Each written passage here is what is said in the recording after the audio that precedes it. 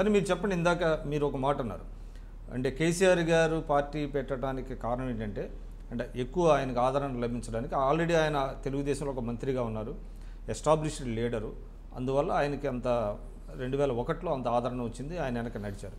కానీ రిలేటివ్లీ మీరు చూస్తే మీరు నల్గొండ జిల్లాకి పరిమితమైనటువంటి ఒక నాయకుడు. సరే, మీరు ఉద్యమాల్లో చేశారు, మీ నిబద్ధతను క్వశ్చన్ చేయడం కాదు, కానీ మీకు అంత పాపులారిటీ లేదు కదా. దీన్ని మీ వెనక నడిచే శక్తులు ఎవరు, వ్యక్తులు ఎవరు? నా పరిమితులు ఏమిటో కూడా నాకు తెలుసు. మీరు అన్నదానికి నేను స్పష్టమైనటువంటి ఆలోచనతో ఉన్నాను. నాకు పరిమితులు ఏమిటో తెలుసు, అవకాశాలు ఏమిటో తెలుసు, అవకాశాలు వెతుక్కోవడం కూడా తెలుసు. ఎందుకంటేనంటే కేసీఆర్ చెప్తే నేను బస్సులను అడ్డుకోలే. కేసీఆర్ చెప్తే మహా ఉద్యమానికి సాంప్రదాయకమైనటువంటి టీఆర్ఎస్ పార్టీలు కాదని భిన్నంగా పోలే. ఇవాళ కూడా ఈ రాష్ట్రం లోపల తెలంగాణ ప్రజలు ఎప్పుడు కూడా ఏమంటే అణచివేతను వ్యతిరేకించి సాధికారతను కోరుకున్నటువంటి ప్రజలు. అదే నాకు ఎలివేషన్. ఎందుకంటే ఉద్యమకారుడిగా నాకు ఏ గుర్తింపు అయితే తెలంగాణ సమాజం ఇచ్చిందో, ఒకనాడు చెరకు సుధాకర్ చెరకు ఏడాది అని అన్ననాడు మొత్తం యావత్ తెలంగాణ లేచి నిలబడ్డది. మందకృష్ణ మాదిగా స్వయాన తానే దీక్షకు పూనుకున్నారు. వేలాది మంది ప్రజలు రోడ్ల మీదకి వచ్చిండ్రు. తెలంగాణ రాష్ట్ర సమితి పిలిపించిన తర్వాత, జేఏసీ ఇచ్చిన తర్వాత లక్షల మంది ప్రజలు రోడ్ల మీదకి వచ్చారు. నేను పీడీ యాక్ట్కు ముందు రాష్ట్రం మొత్తం నేను తిరిగినప్పుడు కూడా మేము ఏనాడు ఎక్స్పోజర్ కోసం నేను ప్రయత్నం చేయలే. మీరు అన్నట్టుగా ఎలక్షన్లు కూడా అవకాశం రాలే. కానీ ఎప్పుడైతే పీడీ యాక్ట్ తర్వాత లక్షలాది మంది తెలంగాణ ఉద్యమకారులకు నేను ఓపెన్గా గ్రౌండ్లోకి వెళ్ళిపోయినా. ఇవాళ నాకు అదే కనెక్టివిటీ ఇవాళ తెలంగాణలో ఆ స్పేస్ ఇచ్చింది. రేపు జూన్ 2 నాడు పీడీ యాక్ట్ ఇంకా ఉందా? పీడీ యాక్ట్ అనేది శాశ్వతంగా ఉండదండి.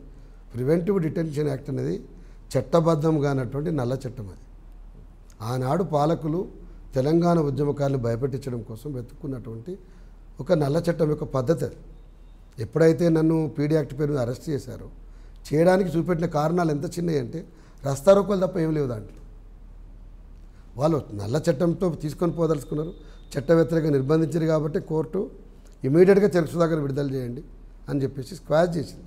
స్క్వాష్ చేసిన తర్వాత బయటకు వచ్చిన తర్వాత తెలంగాణ ప్రజలకు కనెక్ట్ కావడానికి నా ప్రయత్నం నేను చేసిన. మీరు అన్నదే ప్రజలకు కనెక్ట్ కావడం నాకు పరిమితులు ఏమో నాకు తెలుసు కాబట్టి, ఇప్పుడైనా ఎక్కువ కనెక్ట్ కావాలనుకున్నా కాబట్టి, గ్రహించండి కాబట్టి కేసీఆర్ గారు డైరెక్ట్గా వరంగల్ నేను జైలు నుంచి నేను ఎక్కడికి పోలే, యశోద హాస్పిటల్ మాత్రం నేను వెళ్ళిన.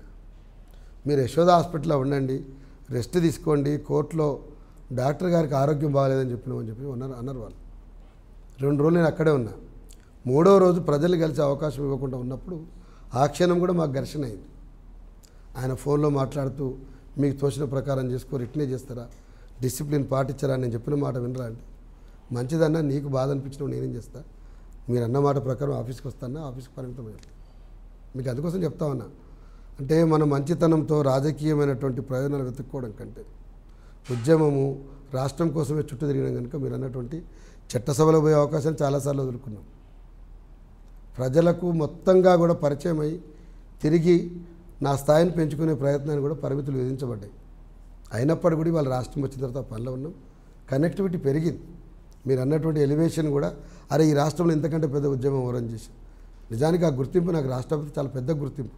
మీరు అన్న ఏ ఎంపీ ఎమ్మెల్యే కంటే ఇవాళ జూన్ 2 పార్టీ వస్తుందంటే ఐ డ్రీమ్ ఎందుకోసం వస్తున్నది, దీనికి ఏమైనా ఇంపార్టెన్స్ ఉందా? ఎందుకంటే చాలామంది కూడా మేము పార్టీ పెడతామంటున్నారు. వాళ్ళు ఎవరికి ఇవన్నీ ఇంపార్టెన్స్ మీరు ఎందుకు ఇస్తున్నారంటే ఏమైనా స్పేస్ ఉందో ఏమో, ఒక ప్రయత్నం బలంగానే చేస్తున్నారు కదా అనుకుంటున్నారు.